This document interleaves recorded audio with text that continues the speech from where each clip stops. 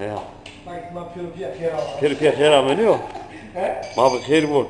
Havalatlı. Tutra ve zarına bırak. Bunda kadar kan çıt çıt ya. West hak rajbeskim kamayta İsviçrelerimi, Bernlerimi, ska Bernlerimi alvazıma radonza zetler ol.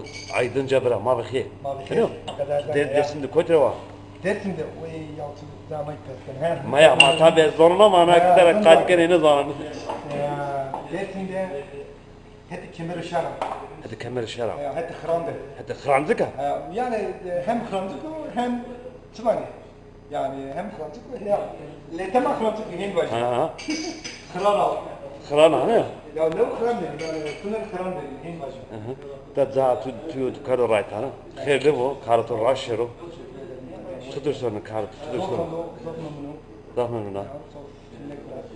İşte bir mayıs oldu. Çansırına kardı görünatı. Bişter.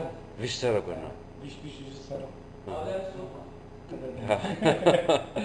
Ura ravi cevabinde vajım zarsın değil mi? Ya hiretaydı bile hem tüm işte fikirlerini za zambi. Ya. Prativya işte her takım olsa özel zona. Ya. Ona resto. Ona gelsin.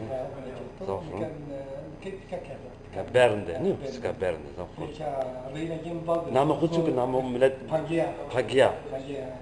Pangia.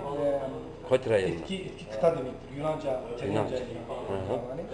Yani di hile milyon ser Noraviye her da o bir gün var. O bir okyanus değil. Bir adalet söylüyorum Türkçe'de söylüyorum.